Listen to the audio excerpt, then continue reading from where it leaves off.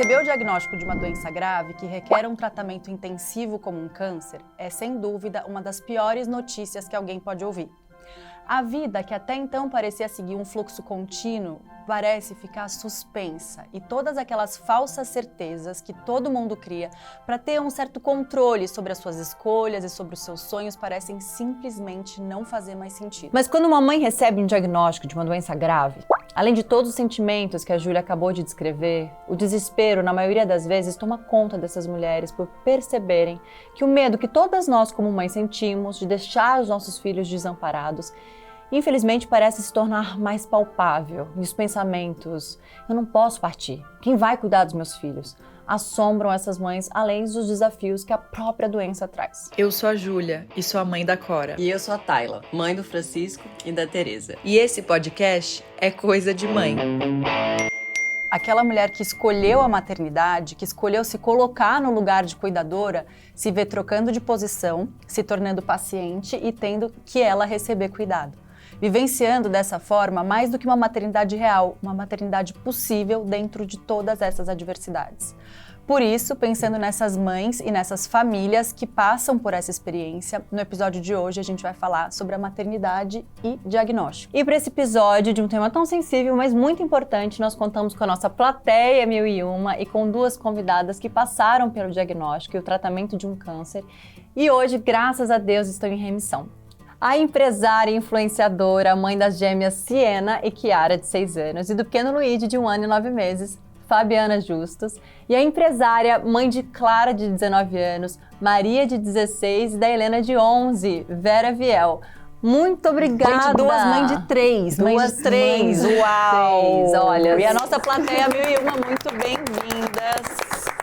Obrigada. Que alegria ter vocês aqui. Também. A gente também. Nossa, a gente vai falar de muita coisa, né? É um tema muito importante, mas duas mães de 3, a gente vai passar por muitos temas dentro de um tema só, né, Maria? Com certeza. Maternidade, né, gente? Aquele saco sem fundo. Aquela coisa infinita. Tem Mas como muito que assunto. vocês lidavam com a saúde de vocês antes de ser mãe? Antes de serem mães? Vocês eram as pessoas que se cuidavam, que olhavam pra isso? Ou a maternidade já veio transformando isso um pouco? Faziam sempre os exames de rotina? Como é que era essa relação com a saúde de vocês antes do maternar? Quer começar? Eu acho que antes da maternidade, a gente é uma mulher, depois da maternidade é completamente outra, existe realmente essa transformação. Então, assim, me cuidava, mas não com o cuidado que você tem depois que você vira mãe. Porque quando você vira mãe, você sabe que tem ali pessoas que dependem de você. Então, você quer estar sempre melhor e estar com a saúde em dia. Então, eu acho que eu me preocupei mais depois que eu me tornei mãe. Antes eu cuidava, mas não era um exagero, assim. Depois que eu me tornei mãe, eu fiquei mais cautelosa, fazia mais os exames com frequência. Mas isso logo de cara ali, porque eu que tô com... que você vem muito do futuro, né? A sua mais nova tá com 12. 12. A minha, que ainda tem 3, eu me dei conta, tenho até vergonha de falar, que eu não vou no dentista desde a minha gravidez. Isso é um pouco sério. porque Tipo, a eu gente parei não de tem cuidar de mim tempo. totalmente, porque Sim. esse comecinho é muito intenso. Você não se prioriza Mas ao mesmo tanto, tempo, você né? mudou várias coisas na sua rotina. De hábitos, hábitos, de saúde, com certeza. que É, pensando nisso. É Pensando porque a nesse gente quer futuro. ser referência também, né? Com certeza. Mostrar, e se a gente fizer errado, elas também vão começar a copiar e fazer errado também. Então, você quer tornar referência para elas. Mas, claro, no começo é difícil, você passa a pensar só na criança e esquece um pouco de você. Isso é normal, acontece com todas as mães, eu acho. Mas eu passei depois a me cuidar mais também. Sempre gostei de estar fazendo os meus check-ups. Mas claro que a prioridade, levar no médico, pediatra, sempre em primeiro lugar é as crianças. Crianças, né?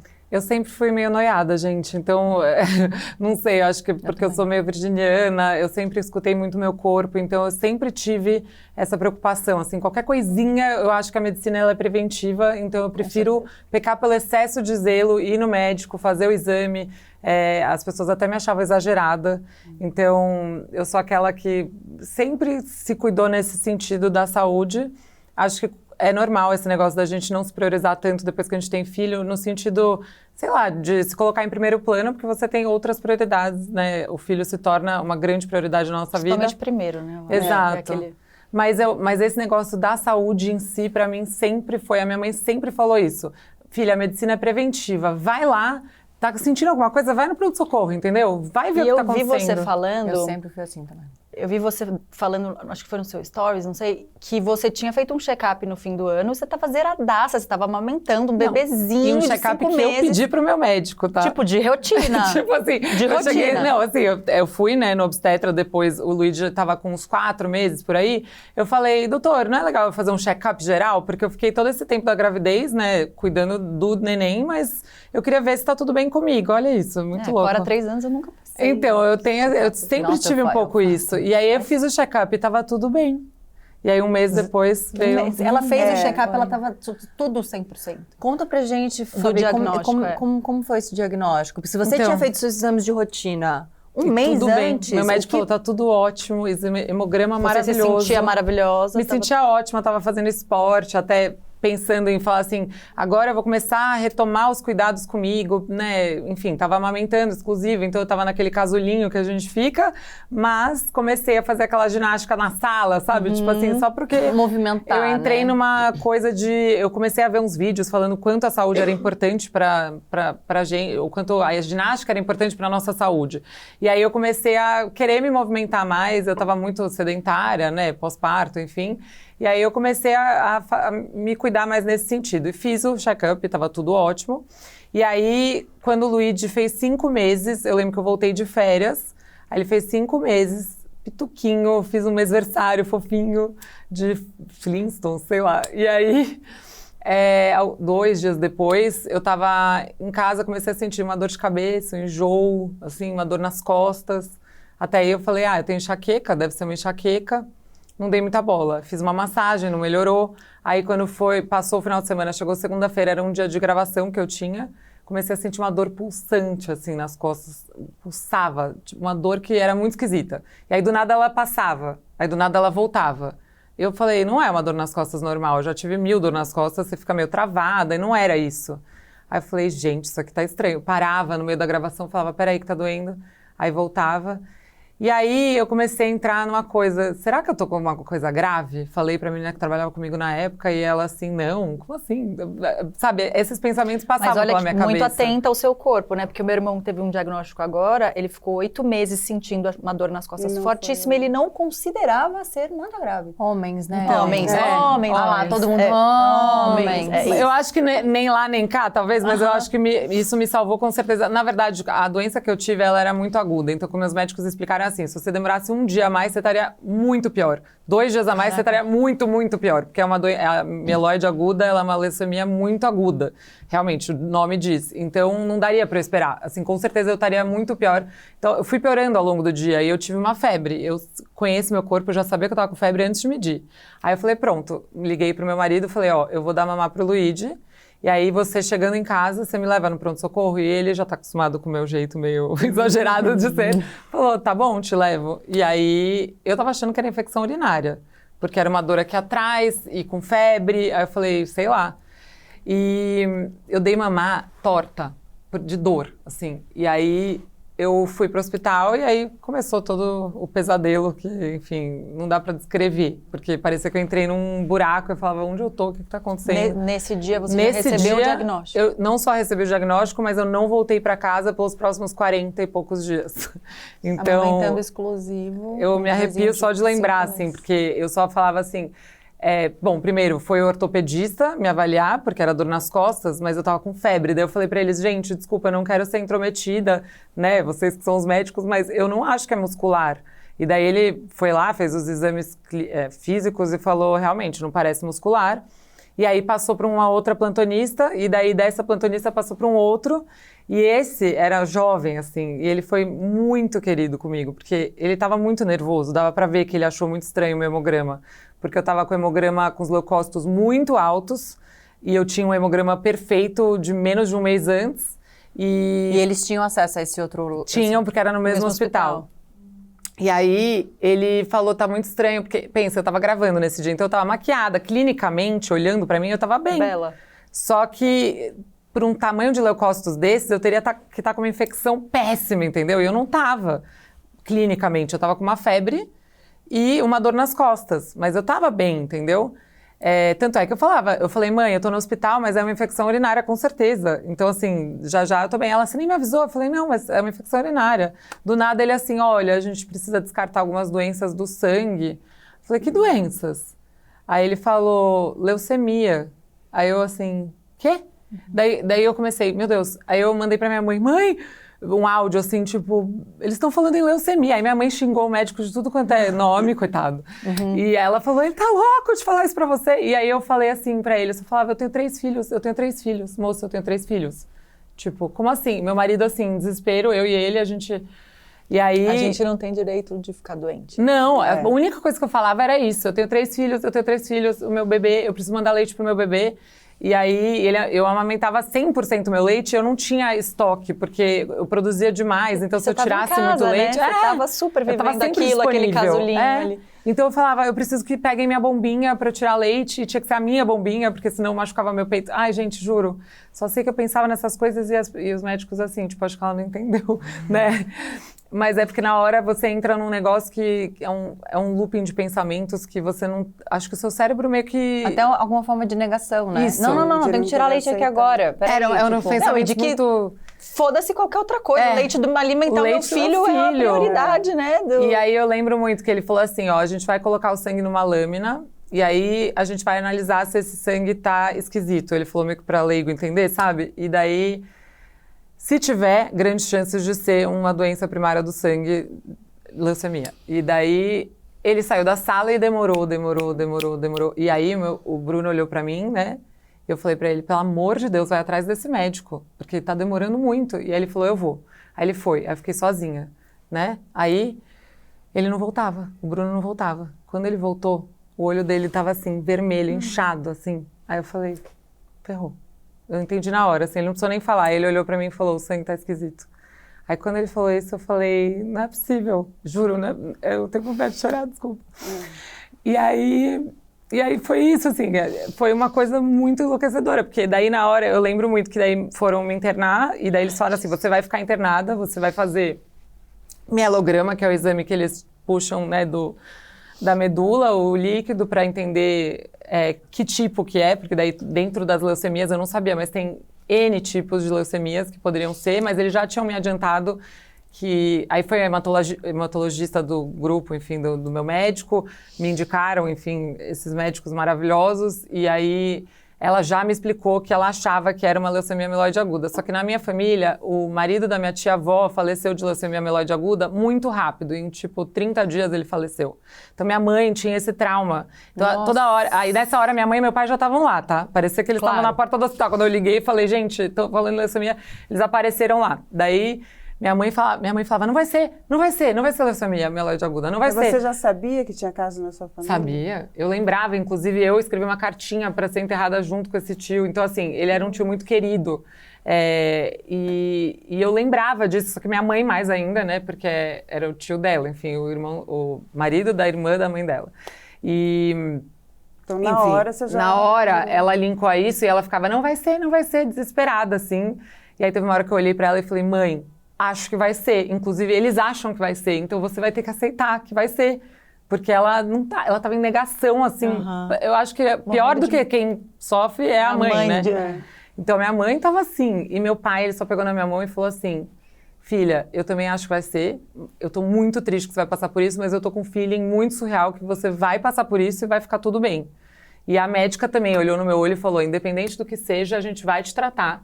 Hoje em dia, a leucemia tem muitos, enfim, tratamentos, a medicina está muito evoluída nesse sentido, e a gente vai te tratar. Então, aí tá. Nessa hora, eu fui internada e eu só ficava assim, trouxeram a bomba lá da minha casa, não sei nem quem trouxe. Aí eu tirei leite, mandei para ele, e eu ficava assim, e meu filho, e meus filhos, e meus filhos. E aí chegou uma hora que a médica olhou para mim, me pegou assim pela mão e falou assim, olha... Você vai precisar entender agora que a primeira pessoa que você vai precisar pensar é você. Entendeu? Aí eu... Como que eu faço isso? Com um bebê de 5 meses? Tipo, como faz isso? Eu não sei. E aí o meu marido, na hora, também virou pra mim. Eu juro, ele foi muito incrível. Porque ele olhou no meu olho e ele falou assim, a partir de agora, você é a minha primeira prioridade. Ele falou pra mim. E foi isso que ele fez durante todo o processo. Então... enfim, aí começou. Aí foi o começo de tudo. Se eu ficar falando, eu vou ficar falando pra sempre, deixar ela falar um pouquinho. Claro. Mas sim, como foi o Ai, diagnóstico, né? Como você recebeu o diagnóstico? Então, bom, eu vou fazer 50 anos esse ano e eu sempre fui, depois que eu passei pro meu pai, teve câncer de intestino, meu pai faleceu com câncer e a minha mãe, logo depois que ele faleceu, 1 ano depois, teve câncer no reto. Então, eu já tinha esse medo e fazia todo ano colonoscopia e endoscopia, desde os 40 anos. Então, sempre cuidava da minha saúde, estava ótima, fazia exercício físico, nunca tinha tido nenhum problema de saúde, os check-ups tudo normal, fazendo direitinho meus exames, como eles tinham tido câncer, e meu pai faleceu, minha mãe teve, mas foi, graças a Deus, curada, porque pegou no início. Então, eu fazia tudo direitinho. E a gente sempre, eu e o Rodrigo, cuidamos muito bem da saúde e alimentação. Então, fui pega de surpresa também. Estava, de repente, tudo bem. Então, que eu falo assim, a gente pode estar aqui hoje e amanhã tem uma notícia que você não imagina, que tá... É muito a doença, ela não avisa, né? Não tem assim, aviso prévio algum. Não. E aí, eu falo que Deus trabalhou na minha vida para eu descobrir em todos os detalhes. Então, quando eu parei para pensar como Deus fez para que eu descobrisse, fosse a chance de ter a cura, porque eu tive um sarcoma sinovial monofásico, que eu nunca tinha ouvido falar. É um tumor das partes moles, que se pode ter nos braços, nas pernas ou nos pés. Geralmente são em pessoas mais jovens. E, do nada, me deu vontade de fazer aula de Muay Thai. Eu sempre fiz musculação e nunca fiz nenhuma luta. Nem combina comigo, mas aí eu vi algumas pessoas fazendo, vi que estava tendo no meu condomínio.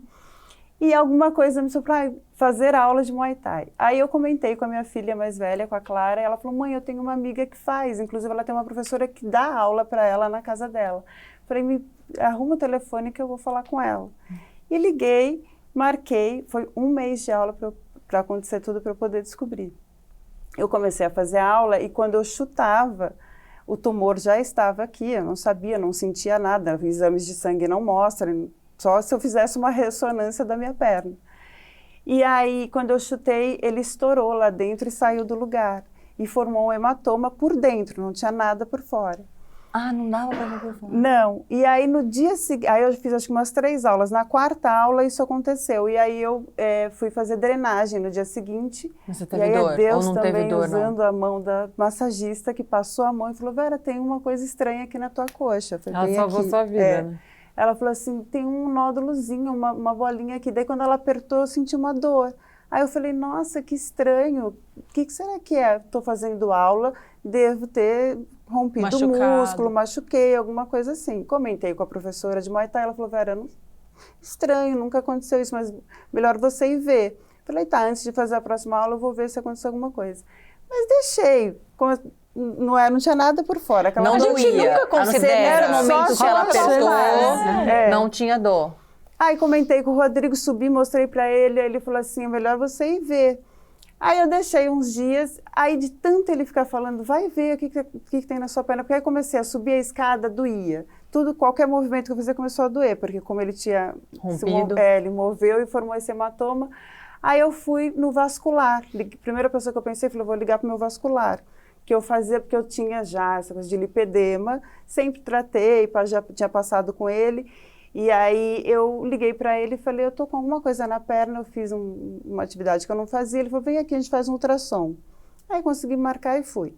Aí ele fez o ultrassom e falou, olha, eu só vejo um hematoma de sangue, não dá para ver direito o que aconteceu, mas você deve ter rompido o músculo. Toma uma semana de nimesulida e se não melhorar, você volta. Aí passou uma semana e o Rodrigo, é estranho isso. É melhor você fazer uma ressonância, porque já era para ter melhorado, já tomou remédio, não sei o quê, e a dor estava aumentando. Aí a gente saiu para almoçar num domingo em família, ele falou, vou te deixar no Einstein. Aí eu falei, por quê? Ele falou, para você fazer uma ressonância. Aí ele me deixou no pronto-socorro, eu falei, mas eles não vão querer fazer, não aconteceu agora.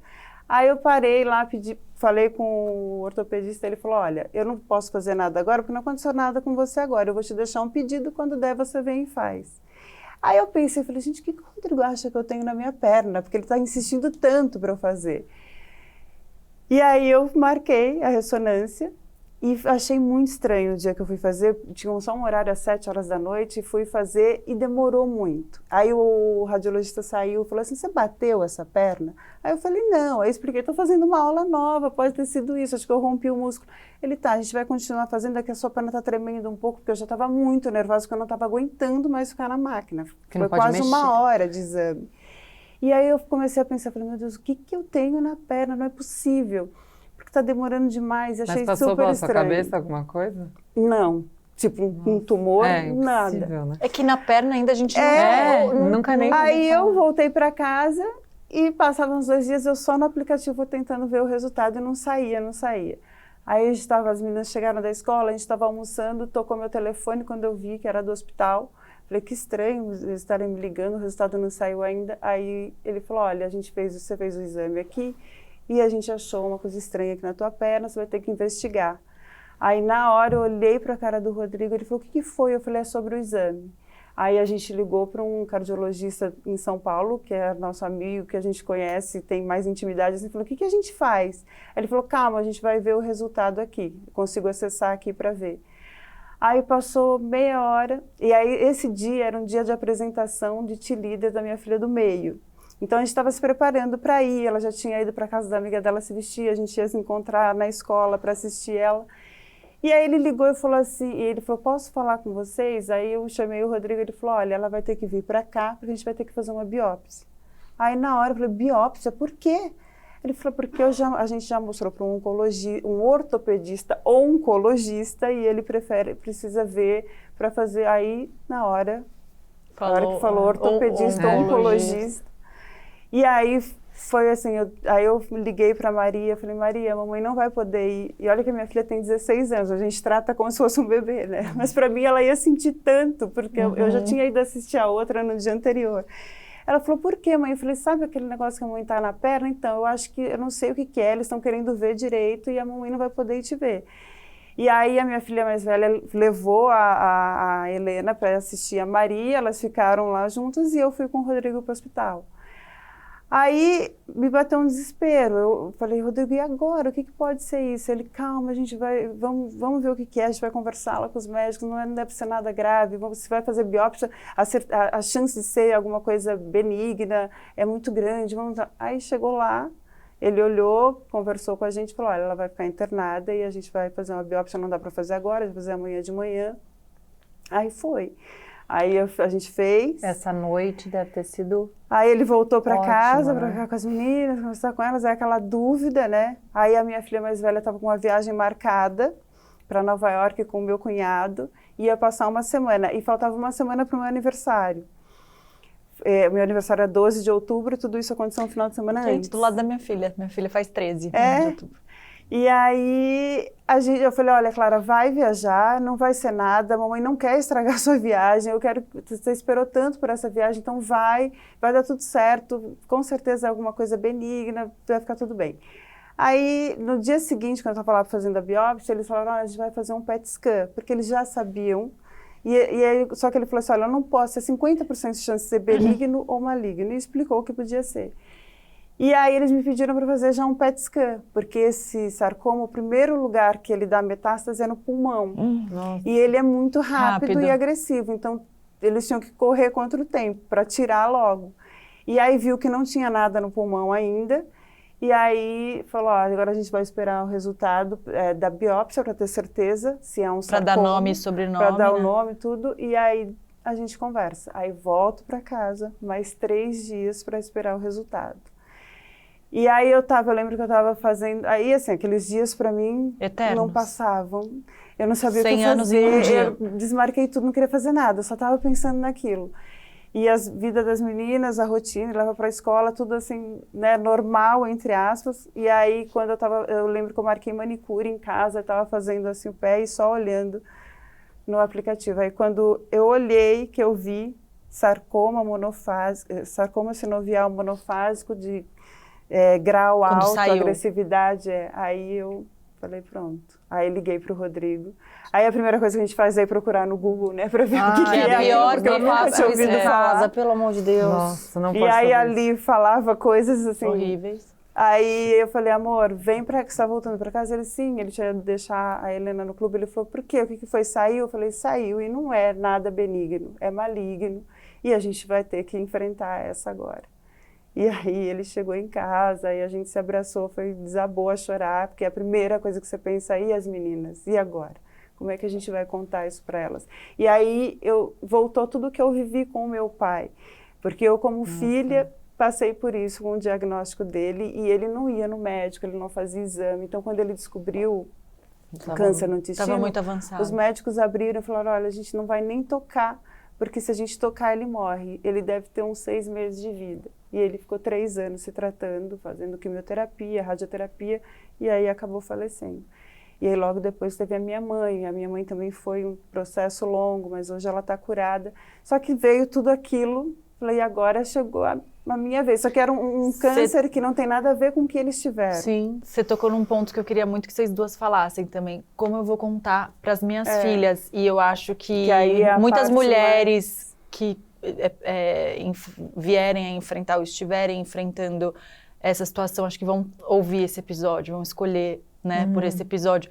Então, como é que vocês contaram e o que vocês diriam para elas? Assim, você vem com filhas já mais velhas, com entendimento total da situação, da complexidade da doença e tudo, e os seus bebês, um bebezuco, né, que não fica nem em pé ainda sozinho, nem senta, né, tô aprendendo a sentar.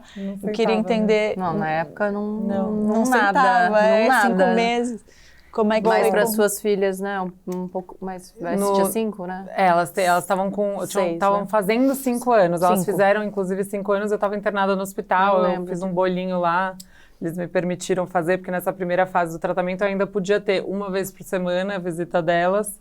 E olhe lá, porque elas tinham que fazer painel viral e se elas tivessem qualquer vírus, elas não podiam ir. Então era, assim, desesperador. E uma criança na cidade não ter nenhum painel Exatamente, viral. qualquer chance. Então, assim, várias vezes elas tinham e elas não podiam ir. E era, assim, muito triste. Mas quando eu fiquei, né, eu internei, e daí teve aquele episódio que eu tirei o leite, mandei pra ele, aí eles me deram um calmante pra eu conseguir dormir e tal. E no dia seguinte, a primeira coisa que eu falei eu quero ver meus filhos e eu quero vê-los separado. Então, eu queria ver primeiro o Luigi e depois eu queria dar atenção total pras meninas, porque não tem como, né? O Luigi é um bebezinho e ele não ia entender nada, e aí as meninas eu precisava conversar, né?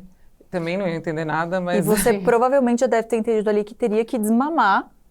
Eu já tinha entendido. Só o desmame já é um episódio inteiro complexo, profundo, difícil, um desmame nessa situação. Não, e detalhe, eu tava falando pra mim mesma, eu quero amamentar ele mais do que eu amamentei as meninas, porque provavelmente não vou mais ter filho depois dele. Eu tava curtindo, sabe?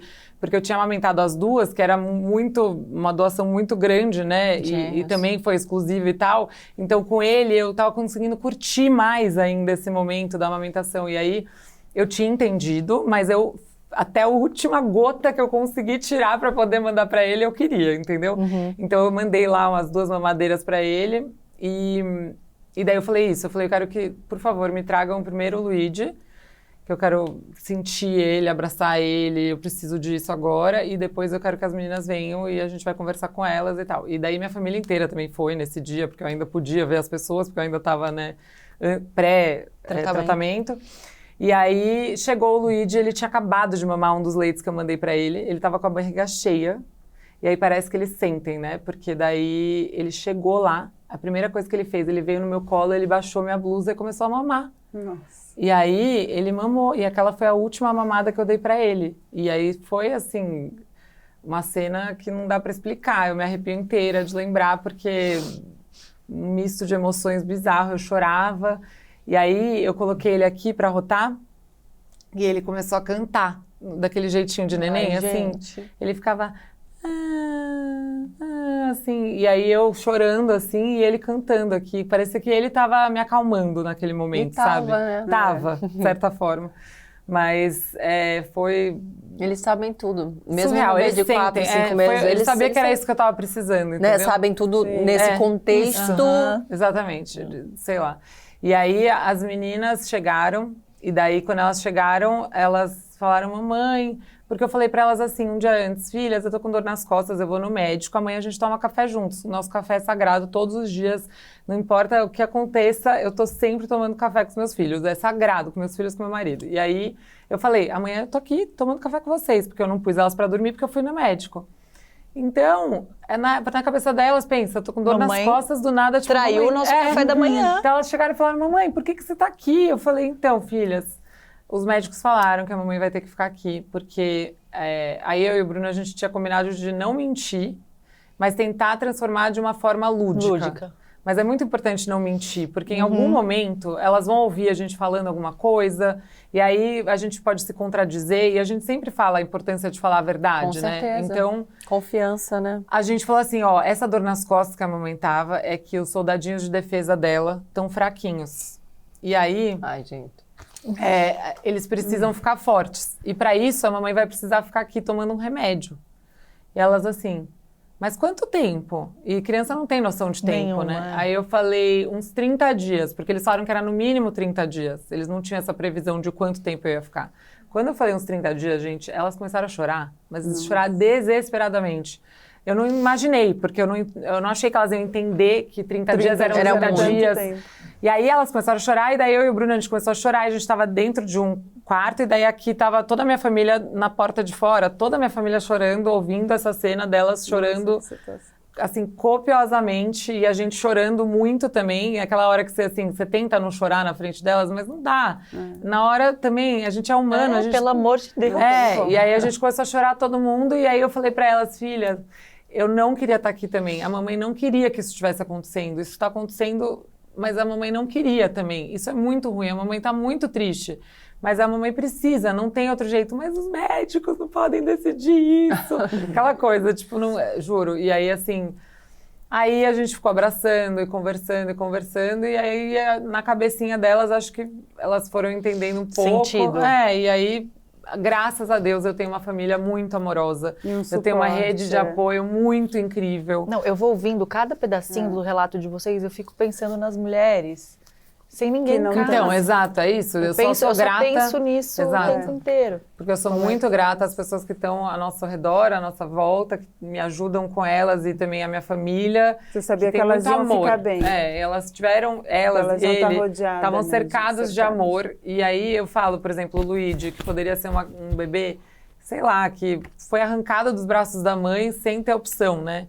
Então ele poderia ser um bebê, sei lá, bravo, alguma coisa assim. Ele é o bebê mais feliz do mundo. Assim, ele é muito feliz. Ele tá sempre sorrindo, ele tá sempre bem.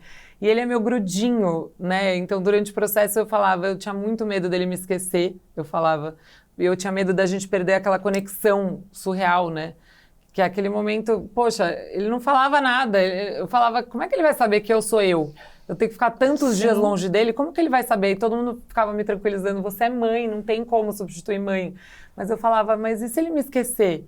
E aí, pior do que isso, passava pela minha cabeça, se acontecesse alguma coisa de fato comigo, que ele não ia lembrar de mim. E aí, isso pra mim me torturava, assim, profundamente. Não ia ter memória, né? E aí as meninas, a babá do Luigi, enfim, e a Si, que é, enfim, meu braço direito, que ficou comigo durante o processo e tal, que cuidou das meninas desde pequena, ela ligou lá em casa quando eu falei isso pra ela, porque ela tava comigo no transplante, né? Ela ficou comigo os 40 dias. E aí, ela ligou lá em casa e falou assim, gente, mostra a foto da Fabiana o dia inteiro e fica falando mamãe o dia inteiro pra esse menino, pra quando ela, tipo, falar com ele falar mamãe.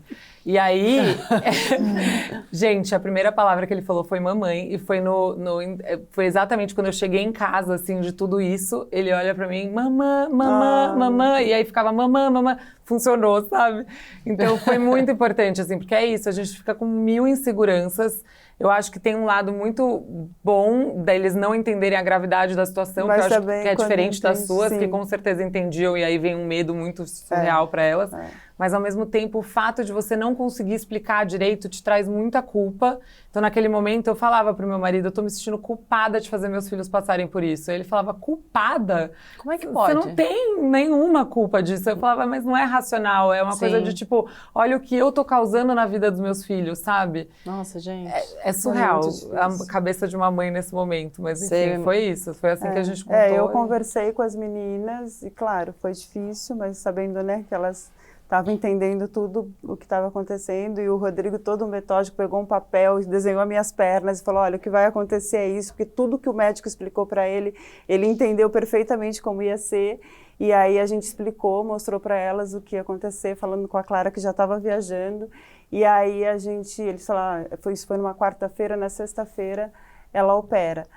Então, é que o processo foi tudo muito rápido. Então, aconteceu, descobri, operei e pronto, está curada. Então, foi foi como um furacão na minha vida, assim, o que aconteceu. Foi o mês de outubro mais surreal que eu tive. E bem no meu aniversário. Aí eles falaram, olha, você opera na sexta-feira. Eu falei, na sexta, no sábado é meu aniversário. Ele falou, pois é, você vai passar o seu aniversário aqui, curada, né, sem o que você tem aí nessa perna. E aí a gente organizou tudo, aí na sexta-feira eu me despedi das duas que estavam indo para a escola, eu falei, eu quero que continuem a vida de vocês normal, vai para a escola, o papai liga para falar o que está acontecendo, mas força, vamos agora, a união da nossa família, a força, a nossa fé, que a gente sempre teve, vocês vão ficar orando para a mamãe e vai dar tudo certo. Aí a Helena, nesses dias, nessa semana, contou na sala de aula, aí ela chegou um dia antes da minha cirurgia com uma caixa de bilhetinhos de todos os amigos. Aí, tia Vera, força, vai dar tudo certo, a gente está aqui orando por você, fica bem. Nossa, aquilo me deixou assim, me deu mais força ainda para enfrentar isso. E aí eu operei na sexta-feira, no dia 11, aí eu falei com elas pelo telefone antes de ir para a sala de cirurgia, e o Rodrigo lá me acompanhando, e aí eu fui. E para mim, assim, o que mais marcou nessa história toda é porque eu tive um encontro com Deus sobrenatural no momento da minha cirurgia. Eu lembro quando eu entrei naquela sala toda branca, com uma equipe médica gigantesca, eu clamei por Deus, eu falei, meu Deus, se eu estou passando por isso, porque o Senhor tem algum propósito na minha vida, alguma missão, e eu tenho certeza da minha cura, esteja comigo agora. E foi quando eu fui para a cirurgia, uma cirurgia que era para ser de 4 horas, durou 8 horas e meia. O Rodrigo já não aguentava mais, ele ficava perguntando para um dos médicos que estava lá, que ficou, de ficar mandando notícia para ele, e ele mandava para as meninas, e foi uma sexta-feira que teve uma tempestade em São Paulo, acabou força, aí as meninas não conseguiam falar com ele, foi um caos. Eu saí, acho que eu voltei para o quarto, eram 10h30 da noite, e aí quando eu não conseguia, estava demorando para eu voltar, e ele falou, eu preciso ver ela, não estou aguentando mais. Aí o anestesista deixou ele ir até mim e falou, olha, só que a gente tem que esperar ela acordar, a gente não pode sair daqui. Eu estava na semi-UTI, aí ele foi conversar comigo, me chamou, e aí eu comecei a voltar e falei, eu estava com ele. E aí ele falou assim, como assim com ele quem? Eu falei, eu estava nos braços de Deus e eu vou te contar tudo o que ele me falou. E aí eu faço um relato para ele de como aconteceu e todas as coisas que eu ouvi de Deus, e que eu sabia que eu ia estar curada, que eu tinha muito ainda que viver com as minhas meninas, que o Rodrigo cuidava de mim como se fosse ele, e que a minha vida ia ter um novo sentido, e realmente a minha vida está tendo um novo sentido, depois de tudo isso que eu passei, que foi muito rápido. Eu fiz depois 33 sessões de radioterapia, minha perna ficou toda queimada, e eu sempre, antes de passar por tudo isso, eu trabalhei como modelo durante 12 anos, e uma das coisas que eu mais, às vezes, reclamava, falava, puxa, eu queria ter a perna mais fina, eu queria ter a perna com mais músculo, sempre foi as minhas pernas. E, de repente, Deus me mostra o quanto as minhas pernas é importante para mim, o quanto a gente tem que aceitar elas do jeito, o que a gente tem, né? E aí eu dei conta e valor para umas coisas que, às vezes, a gente deixa passar desapercebido. E que, depois que a gente passa por um processo desse, que a gente vê que realmente a vida... Num dia você está bem, no outro dia pode acontecer tantas coisas. Traz uma urgência muito absurda pro aqui e agora, né? Pera que eu sou crente, pô, eu tô querendo muito saber como é que foi esse encontro. Será que ela quer contar? Me conta nos bastidores, depois se você não quiser contar aqui, pelo amor de Deus. Eu tô assim, eu tenho um vídeo porque o Rodrigo, ele ficou tão, assim, chocado com o que eu comecei a falar, e as enfermeiras ficaram até, assim, meio constrangidas, porque não sabiam o que fazer, se elas saíam, porque eu comecei a contar para ele, e ele filmou, ele gravou. Eu tenho o vídeo, eu na CMTI falando do que ele me falou, e foram essas coisas, e que a maior riqueza dele é a família. Nossa. Então foi realmente, depois desse dia, eu nunca mais deixei de ter muita, muita gratidão por Deus, e saber que tudo é quando você entrega as coisas nas mãos dele e acredita e tem a fé. Por isso que eu passei por... Aí depois as sessões de radioterapia para mim foram assim, eu ia todo dia, só de sábado e domingo que eu não fazia, o resto da semana eu ia todo dia de manhã, 10 minutos lá no aparelho. E aí a sessão começou no dia 11 de novembro e terminou no dia 24 de dezembro. Então, tudo tem Eu também tive muita coisa com números, com milagres, com... Operei no dia do meu aniversário, então foi uma segunda chance de vida que Deus me deu.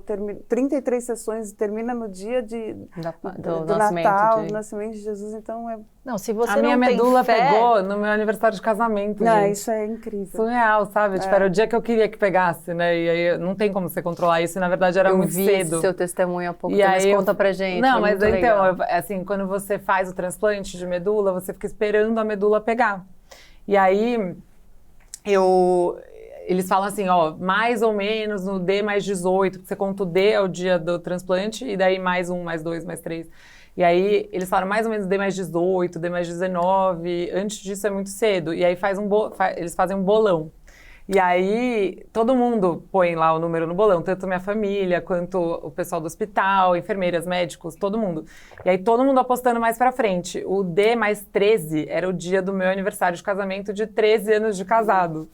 Então, coincidentemente. 13, e aí, 13. Ou não, né? Eu não acho que é coincidência. Não, zero coincidência. E aí, eu lembro que eu falei, vai pegar no dia do meu aniversário de casamento. Porque a primeira coisa que eu queria era que o Bruno fosse compatível comigo e ele doasse a medula pra mim. Meu médico riu e falou, ele não vai ser compatível com você. Eu falei, mas ele pode testar? Porque vai que, entendeu? Aí ele testou, obviamente, ele era zero compatível comigo. Mas enfim, e daí a segunda coisa que eu falei, então tá, então já sei onde tá a minha história romântica. Vai pegar no dia do meu aniversário de casamento. E aí eles, não vai, é muito cedo e tal. E eu falava, tá bom, vamos apostar. E aí meu irmão foi comigo, ele falou, eu vou no dia que ela tá falando, ela tá tão segura disso. E aí eu lembro que eu falava também com Deus muito, assim, e várias provas e vários milagres. E a gente fica com muito mais fé depois de uma história dessas. Eu ia perguntar isso, assim, se antes vocês já eram... Porque a gente tem um episódio de Mães de UTI, que as duas mães falam a mesma coisa, né? Se você não era uma pessoa de fé antes de passar por uma situação dessas na vida, é impossível você não virar. A Mel falou pra mim esses dias que assistiu esse episódio e que ela também foi uma mãe de UTI. E foi depois do nosso episódio. A Mel, E aí ela fala...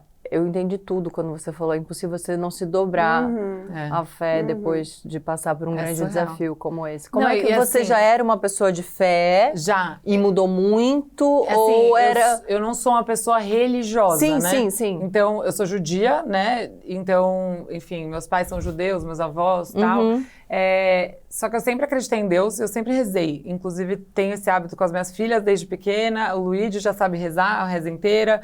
E aí, então assim, sempre tive essa conexão com Deus, né? Acima de tudo. Mas eu não sou aquela pessoa que vai no templo sempre, não é isso. Eu acho que é muito mais sobre a fé mesmo. Sim, que independe de religião. Isso, exatamente. Sim. Por isso que eu perguntei, você já era uma pessoa de fé? Eu já era uma pessoa de fé, mas aí... Até aí, quando você tem a prova viva na sua frente. Quando a medula pega no dia 13. No D mais 13, que eu queria, que os médicos falaram que não. E assim, eu falando com Deus no banho no dia anterior, eu rezando assim, falando, Deus, porque eu não queria ser folgada também. Então eu falei assim, você já me deu tantas provas. Né? Não, porque assim, pensa, ele já tinha me dado um doador 100% compatível, rápido, que era o que eu precisava. Porque, enfim, eu não podia passar por muitos ciclos de quimioterapia porque eu tive uma inflamação muito perigosa no primeiro ciclo de quimioterapia, então meu médico não queria me submeter a mais quimioterapias naquele ciclo forte antes de fazer a preparação para o transplante. Por quê? Porque a minha cura era o transplante. A mutação que eu tinha só curava com o transplante de medula óssea. Só que, se você não arranja o doador logo, você precisa ficar se submetendo a várias quimioterapias para a doença ficar zerada no corpo, para daí você fazer o transplante. Então, os meus médicos, eles soltaram, não tem fila, né? Isso é uma coisa importante de falar, não é que nenhum transplante de órgão sólido, é compatibilidade. Então, eles soltam tanto no Redome Nacional, por isso a importância de doar medula óssea, por favor, e sangue, plaquetas, vou falar isso pro resto da minha vida, mas eles mandam no Redome Nacional e eles também jogam no Banco Internacional de doação. E aí, eles ficam checando se acha compatibilidade. Nisso, eles testam os parentes. Então, eles testaram meu irmão de mãe e pai, testaram minha irmã de só pai. Os dois eram 50% compatíveis, que dá para fazer um transplante com 50%, mas não é, assim, ideal para o paciente. Eu ia sofrer mais, porque o 50% compatível tem mais chance de dar rejeição, enfim. E aí, minha prima também era 50%, testaram várias pessoas da minha família e foi assim, temos um plano B, mas precisamos tentar um plano A. E nessa história de ficar tentando achar um doador, então Deus achou o doador, 100% compatível, né? Então eu já estava tão grata a isso, porque ele achou rápido, o doador quando ligaram, ele falou assim, eles falaram, você pode doar, tem uma mulher de 37 anos, a única coisa que ele sabia de mim, que precisa de uma doação esse mês. Eles ligaram no começo de março, ele falou, eu posso, só não posso tal e tal dia. A única coisa que eu sei dele até agora é que ele é um homem de 25 anos. 25 anos, que legal. Dos Estados Unidos, só isso. E agora eu sei um pouquinho mais porque a gente se comunicou. Daí por carta, eu falo né? sobre isso. E aí, então na hora que eu tava rezando pra Deus, eu falava, você já foi tão maravilhoso comigo que eu não posso nem pedir mais nada, assim, sabe? Eu fiz o meu transplante, eu Mas tive se meu der doador. pra ser no D mais 13? Assim, se sobrar um tempinho aí pra você. Essa provinha a mais pra mim, tipo, seria tão maravilhoso, porque eu estava realmente nos piores dias da minha vida. Esse pré-pega do transplante é desesperador, é bombinha de opioide pra você conseguir superar a dor, e mesmo assim não passa, e era desesperador. Desesperador. No dia que eu comecei a melhorar à noite, um dia antes da minha pega, eu acordei de manhã falando pra Si, posso pedir pra eles me sedarem? Assim, de tão ruim que eu tava. Então, essa conversa com Deus, eu tô brincando agora, né? Graças a Deus a gente pode rir agora, mas eu tava em desespero falando, se puder, porque eu queria muito que pegasse logo pra eu passar essa angústia dessa dor e também porque eu queria essa coisa a mais, essa prova a mais, porque eu acho que são pequenas, grandes provas que mostram pra gente que a gente não tá sozinha, sabe? Eu não vai tive, mostrando, eu não exato. tive que fazer quimioterapia porque o tumor tinha 3,7. Se ele tivesse mais de 5 centímetros, aí eu faria quimioterapia. Aí eu fiz um enxerto de uma perna para outra, que teve que fazer como uma ponte de safena, abriu a outra perna para passar a veia para ajudar essa perna, que eu perdi um pedaço do músculo, do adutor, e eu podia ter ficado com sequelas bem maiores do que eu fiquei, simplesmente só com a perna mais inchada que a outra, que é um linfedema que agora eu tenho que cuidar com drenagem, mas eu voltei com tanta garra e tanta força que hoje eu faço musculação todos os dias, que eu não fazia antes. Eu tô muito assim, mas é muita vontade de viver, porque Deus, Ele me falou, Ele falou, eu te dou vida, muita vida, não é a sua hora. Então como é que eu vou esquecer disso? Como é que eu vou... Eu só penso nisso todos os dias que eu acordo. Então a vontade de viver é muito maior. E outra coisa importante que eu acho que a Fabi também fez, foi abrir e falar para todo mundo. E mostrar aí na rede social e contar, olha, eu estou passando por isso. A oração das pessoas. Isso que eu ia falar também. Quando você chega e a pessoa fala, nossa, eu orei tanto por você. Eu ouvi que tanto bom isso por causa da minha filha. Nossa. É muito potente. Não tem uma pessoa que não me chega e fala isso que eu não poderoso. começo a chorar. Não tem uma. É Eu surreal. orei pela sua filha. Na hora você já... Sim. E você contando do seu relato do leite, né? Também nunca vou esquecer. Quando minha filha sai da cirurgia, chega no quarto e minha filha não pôde mamar. Ao contrário de você, foi muito ao contrário. Ela não pôde mamar desde que nasceu no peito porque fazia muita força. E ela com o coração aberto não podia. Nossa. Então ela ficou no aleitamento exclusivo, mas era bomba, bomba, bomba, mamadeira, mamadeira, mamadeira. Eu pensava, ela nunca mais vai pegar meu peito, né? E assim que ela chegou sedada, dormiu, não sei o quê. No dia seguinte que o médico foi, ela estava voltando da sedação. Eles mexendo nela e tal, não sei o que. Aí ele virou pra mim e falou assim, agora pode colocar ela no peito. Ai, meu Deus. E ela pegou o peito, tipo... Nossa, nunca vou esquecer. Tudo bem que não durou muito, ela não... Uma doce ilusão. Mas eu nunca vou esquecer. Eu lembro da posição que eu tava na maca. ela cheia de fio, né? Imagina, ela operou o coração, ela tava com fio em bebezinho. tudo que é lugar. Mas eu falei, mas eu posso dar aqui mesmo? Ele pode puxar, mas esses cabos não, pode pegar. Aí eu pego ela do lado da cama, eu lembro da roupa, lembro de tudo. Mas é um pouco isso que a Tata tá falando de uma outra perspectiva da vida como um todo, Total. né? Que talvez o amamentar, né, segunda filha, já era uma coisa tão parte dentro da rotina e a nossa vida é tão louca e são tantos pratos que a gente roda, de perder o valor mesmo, assim, o quanto é precioso o café da manhã todos os dias todos com as os suas dias. filhas. E eu tomava de Sim, você FaceTime. já... Não, eu ficava no lá do FaceTime do hospital. hospital todos os dias para não perder o hábito. Eu tava falando pra Tayla esses dias, a gente falou eu falei num outro podcast que a gente foi, que quando meu irmão recebeu o diagnóstico, eu tava num parque aquático, com meu marido, minha filha e minha enteada, brincando, era um dia normal num parque aquático. E meu irmão me manda, foi a primeira pessoa a receber essa mensagem dele, meu pai internado com a minha mãe, meu pai tinha feito uma operação no coração, minha mãe estava com ele internada e eu, nesse parque aquático, recebi. Ele me escreveu o diagnóstico porque ele falou, não vou ser capaz de falar, tá acontecendo isso, levou um susto no pronto-socorro, também não esperava, uma dor nas costas que ele não olhava há muito tempo. Daí, duas coisas que eu quero falar. Dor nas costas também, né? Dor nas costas, o dele no testículo. Naquele momento, quando você recebe o diagnóstico, foram duas sensações. Primeiro, uma sensação que é parece que a vida pausou, de todo mundo tá acontecendo e você tá meio ali. E eu olhava todas aquelas famílias, tipo, às vezes a mãe de saco cheio, o pai não sei o quê, na rotina, tipo, vim parar nesse parque aquático aqui com essa criançada louca pra eu tentar fazer alguma coisa com essa criança. Eu olhei e falei, eles não têm noção quão precioso é esse momento que eles estão vivendo. E talvez nem eu tinha há 10 segundos atrás, e que eu fui obrigada a ir embora e deixar minha família ali, né? Meu marido ficou com elas, eu fui direto pro hospital encontrar o meu irmão. E daí a gente começou uma bateria de exames.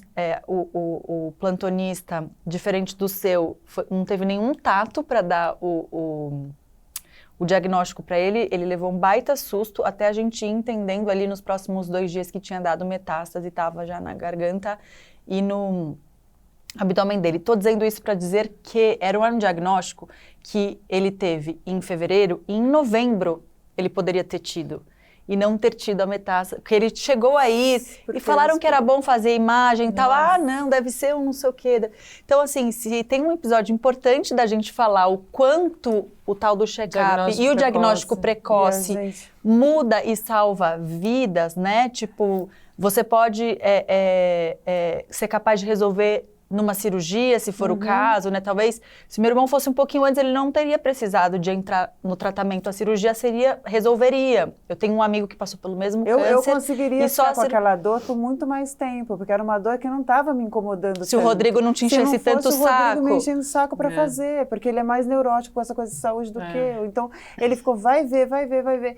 E aí, de tanto ele insistir, aí que é Deus usando a pessoa para fazer, ela tem que descobrir. Não, e que a gente possa servir de instrumento para alguém que esteja ouvindo a gente, que você está com 1000 afazeres com a casa, com a criança, se tem alguma coisa doendo em você, o remédio em casa não está resolvendo, a dor presta atenção no seu corpo, porque você precisa estar saudável, né? Eu quero, aproveitando isso, com certeza, aproveitando isso, tem um estudo aqui que fala o próprio fato de ser mãe pode impactar no diagnóstico.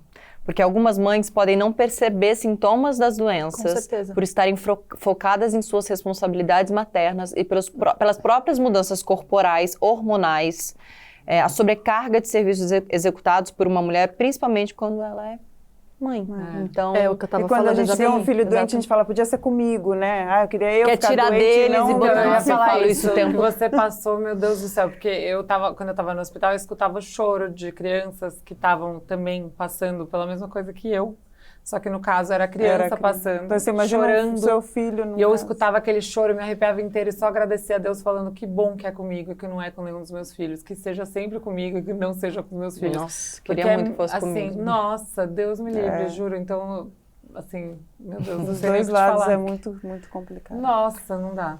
O Saque da Mãe é o quadro onde vocês que nos acompanham podem compartilhar suas histórias e experiências sobre a maternidade, em um lugar de escuta ativa e amorosa.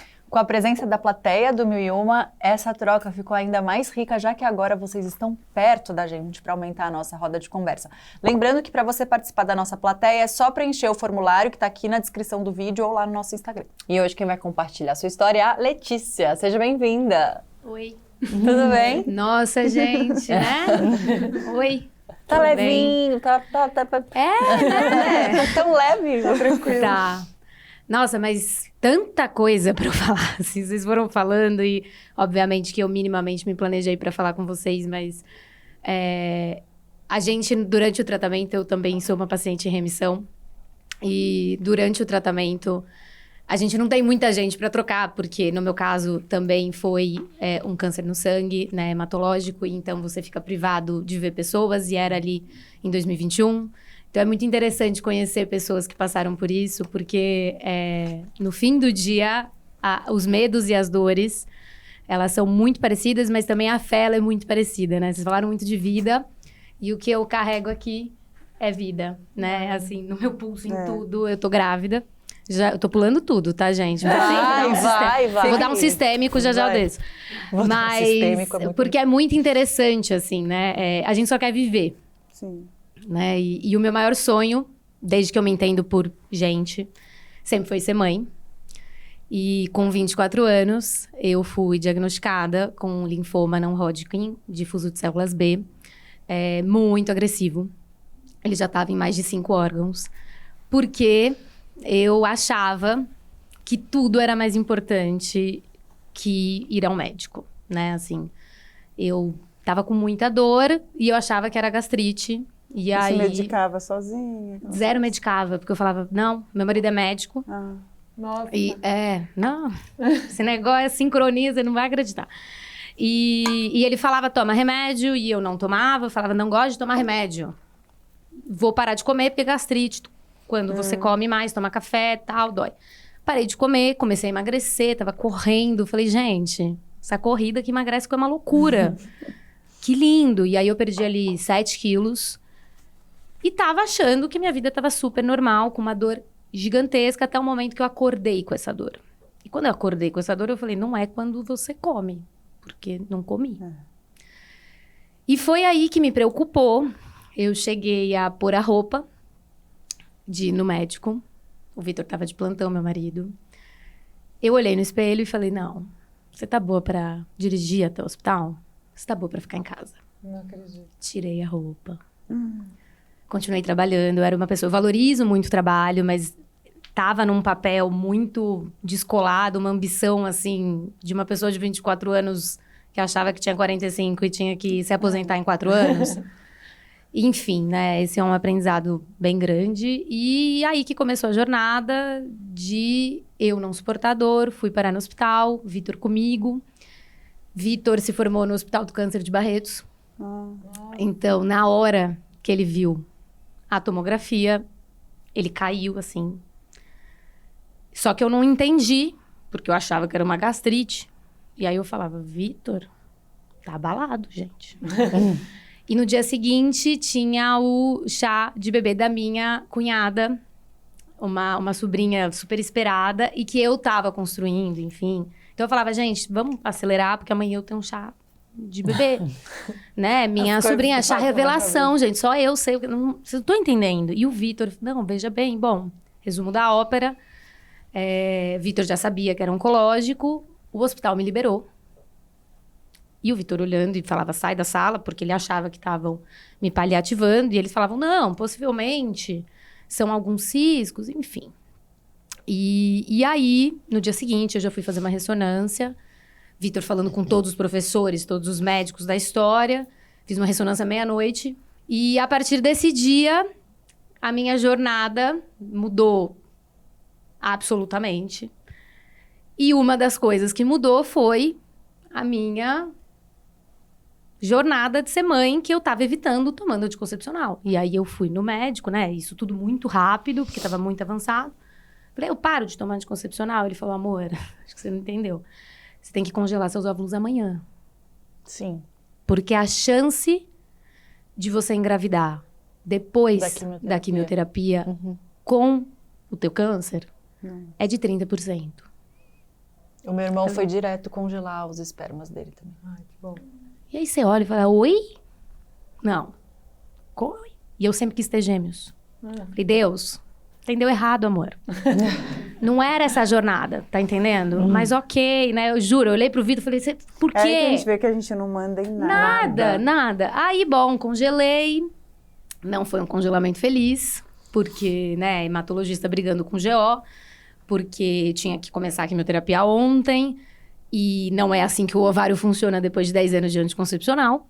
Então, eu consegui 3 óvulos. E aí eu pensava, uma pessoa de 24 anos que consegue 3 óvulos antes da quimioterapia, depois... E isso me acompanhou a jornada inteira, né? Eu ficava internada para fazer a quimio no setor hematológico, então eu ficava a cada 15 dias, 7 dias com quimioterapia sem parar, né? 24 horas no porte. Foi uma jornada, assim, do fundo do coração, que passou sem eu sentir pela minha rede de apoio, né? Eu não parei de trabalhar, o home office estava uma bênção nessa época, então eu falei, não, gente, eu vou hospital office, vamos fazer um negócio aqui. Só que eu menopausei, porque você não pode menstruar de jeito nenhum num câncer hematológico. Menopausamos. Estamos juntas. Você tá menopausada? Vamos alinhar. É uma questão, porque é do dia pra noite, né? Enfim, do dia pra noite eu fiz 25 anos, faço aniversário dia 14 de outubro. Fiz 25 anos no hospital, na minha primeira sessão. Bom, menopausada do dia pra noite, terminamos a químio. 6 meses depois, nesse meio eu casei, mas é um parênteses, depois a gente conversa. Bom, terminamos o ciclo, remissão. Não terminamos. Tive que tomar metotrexato. O que é isso? É um medicamento muito agressivo, principalmente para o ovário. Então, os 30% eles caíram ainda mais, porque apareceram algumas possibilidades de foco de volta, né, desse câncer. Então, eles preferiram, e óbvio, mas naquele momento eu já surtada, pensando, acabou, eu tenho 3 óvulos e meu Deus. E aí, a gente seguiu a vida, terminei muito feliz, muito valorizando a vida. Um outro processo, porque, né, quando você tem uma quimioterapia para fazer, você tem um propósito, gente, que é inquestionável. Né? Você não sabe quando você vai acordar amanhã. Eu não tinha força para andar do meu quarto para a sala. E quando você tem, a vida ela vira muito diferente. E foi aí que eu falei, eu preciso ser mãe agora, assim, porque é isso, eu preciso aproveitar enquanto eu tô aqui, né, assim, porque do dia pra noite você pode não estar. Fomos ver como estavam meus óvulos. Não estavam bons. Quando eu voltei a menstruar, enfim. Vamos fazer FIV. Fizemos uma jornada inteira, não deu certo. Fazemos outra jornada. Deu certo com um. Eu peguei os 3 óvulos, fecundamos, temos 4 embriões. Mas isso foi em agosto do ano passado. E decidimos que, né, eu tenho 28 anos hoje, vamos esperar o momento perfeito, né? Já que a gente vai pôr o negócio, vamos esperar, né? Enfim, vamos tentando natural até então. E aí, eis que a gente vai tentando natural, você vai fazendo um teste aqui, outro ali, com frio na barriga. O frio na barriga vai diminuindo mês a mês, né? Porque nunca é positivo. Eis que, dia 29 de fevereiro desse ano, eu fui pro carnaval, eu e meu marido nos amamos. Um mês depois exato, 29 de março, que foi ali, exatos 3 anos da minha última quimioterapia. Eu faço o teste de gravidez com a plena certeza De que ia dar negativo. de que ia dar negativo. Mais um. Nem comprei o que vem 2. Eu falei, chega de gastar dinheiro. Dá esse um aqui. Fiz, aí o controle deu errado. Eu falei, não, gente, jura? Compra outro. E deu positivo. E Isso eu mês olhei. passado. Aham. Parabéns. 2 meses. 2 meses. 29 de março eu descobri. Agora eu tô um com mês e 11 semanas e 5 dias. Demais, que demais. E estamos vivendo essa jornada. Hein? Que momento. Parabéns. Não, gente. Pô, muito Uma legal. loucura. Que máximo. Bom, descobrimos, ligo pro Vitor, surtada. Surtada. Falando, não, é possível. E foi aí que me despertou uma coisa que eu não sabia, né? Eu assisto vocês há muito tempo, eu amo maternidade, muita coisa eu me planejei para não ficar sem vinho, tava tudo bem. Só que me veio um lugar de parear a gravidez com a doença. Então eu olhava e falava, não é possível, isso aqui não é possível. Não. Fui pro hospital na hora, fiz o beta, saí do beta, comprei 3 testes. Ligava pro Vitor e falava, não é possível. Não é possível. E isso perdurou a ponto de eu não contar pra minha mãe. E aquilo começou a pegar pra mim num lugar, porque eu falava, eu não vou garantir essa gravidez. Essa gravidez, ela não vai, porque eu não fui uma boa casa pra mim. Como eu vou ser a boa casa pro meu filho? Era essa a minha cabeça, é impossível. Então, assim, meu peito parava de doer, eu falava, meu Deus do céu, eu perdi. E a cada semana, por isso que eu conto exatamente os dias, é uma conquista, mas tá sendo o maior desafio eu não tratar a minha gravidez como eu tratei meu câncer. Tá sendo o maior desafio eu acreditar que eu tô bem. Tá sendo o maior desafio acreditar que eu não vou ter uma reincidiva depois que ele nascer. Tá sendo o maior desafio eu acreditar que tá tudo bem. Você tem que acreditar, Eu porque sei. Deus está aqui fazendo Exatamente. tudo isso na sua vida. Para Ele, nada é impossível. Para Ele, tudo é possível. Tá aí a prova disso. Sim. Você vai ser mãe, você está grávida. É. Você tem que agradecer todos os dias esse Deus maravilhoso que a gente tem, que está honrando você com essa gravidez. É o que eu busco do fundo do coração, assim. E eu me Não sinto tenha muito... dúvida.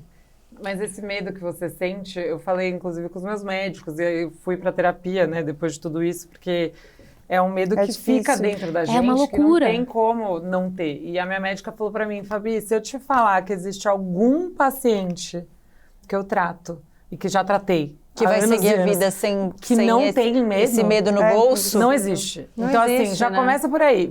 É normal. Você ter esse medo é normal.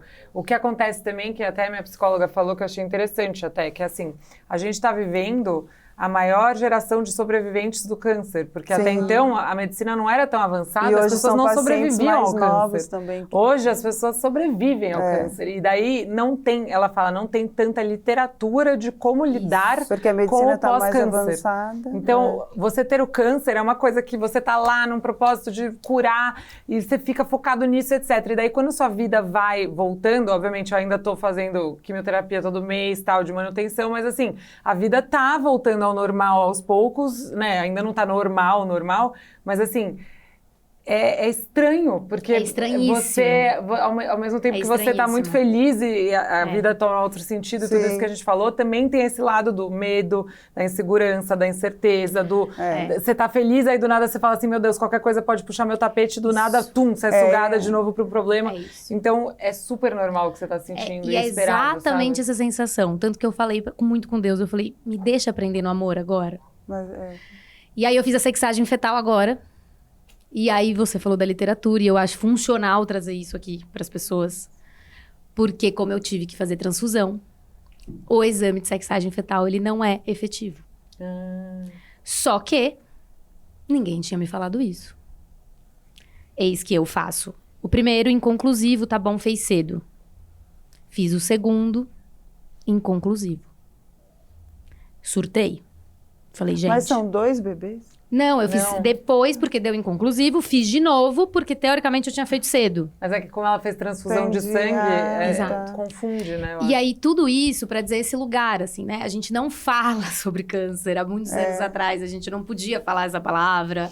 A gente E a gente tem... já São, pensa são várias imediatamente palavras que dão em muito morte. medo, né? Exato. Quimioterapia, Total. câncer, Câncer, oncologista, Total. metástase Sim. é uma palavra Sim. que, quando eu ouvi metástase, Você acha que a pessoa Mas vai sabe morrer? uma coisa que eu aprendi muito, assim, assim, nesse processo todo, acho que foi a maior lição de todas, uma das, pelo menos, mas muito grande, e que eu acho que faz todo sentido para qualquer pessoa, não só para quem passa por isso, mas principalmente para você, pelo que você está falando, que eu acho que te angustiaria menos, é viver o presente. E eu falava para mim mesma uma frase que era um dia de cada vez. A gente escreveu na janela isso para mim. E até me arrepia de lembrar da minha janela toda escrita. A gente escreveu em todas as janelas do meu quarto. E uma das coisas que a gente escreveu era um dia de cada vez. Porque viver pensando como é que vai lá ser na o frente futuro, só vai te angustiar, você não vai conseguir controlar. O excesso de futuro vai te trazer muita ansiedade e você não tem esse controle. E se você vive um dia de cada vez, você acorda de manhã e fala o que eu tenho que resolver hoje, o que eu tenho para hoje. Te dá uma paz, uma sensação de realmente viver plenamente o hoje, estar 100% presente no hoje. E aí, nessa condição toda que a gente passou, a gente não sabe o dia de amanhã, né? E a gente também não controla nada, e, enfim... cada dia era uma história, cada dia tinha uma novidade, fui parar na UTI, aquelas coisas. Então, eu não sabia o dia de amanhã. Então, eu só acordava de manhã e pensava, o que eu tenho para viver hoje? E depois que eu saí, todos os dias eu tento me lembrar disso, porque isso é muito útil para nossa vida como um todo, sabe? Eu vou passar esse isso, primeiro sim. ano fazendo PET scan e ressonância de 3 em 3 meses. Já fiz 2 vezes depois da cirurgia. Então, foi o que o médico falou. Tira essa ansiedade de quando estiver chegando perto de fazer o exame de novo, de você criar aquela expectativa e achar que vai dar alguma coisa, mas não tem, por mais que você tente, quando chega o dia, eu olho para as meninas e para o Rodrigo e falo, hoje é o dia de eu ir fazer o meu exame. Eu vou com aquela certeza de que sim, eu estou curada, cada vez que vai dando negativo, vai ficando mais distante a chance dele voltar, mas mesmo assim... Eu acho que é um exercício, né? Não é só o saber, né?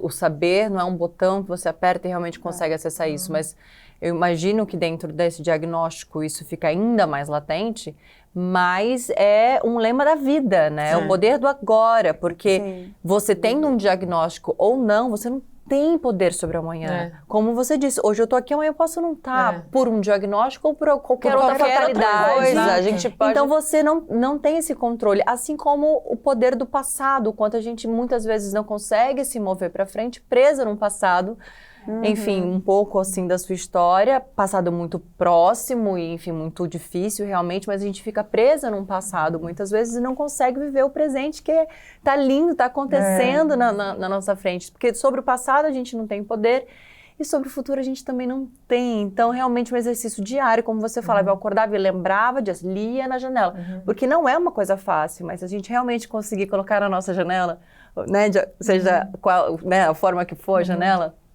realmente janela da vida. Acordar realmente né, algo que é muito poderoso e a gente está perdendo isso, né? É um dado que é meio óbvio que tem aqui, né? Mas enfim, muitos estudos mostram o quanto a presença de filhos, né, em diagnósticos como os de vocês, reforçam o desejo de tratar, amenizam o impacto do diagnóstico, né? Sim.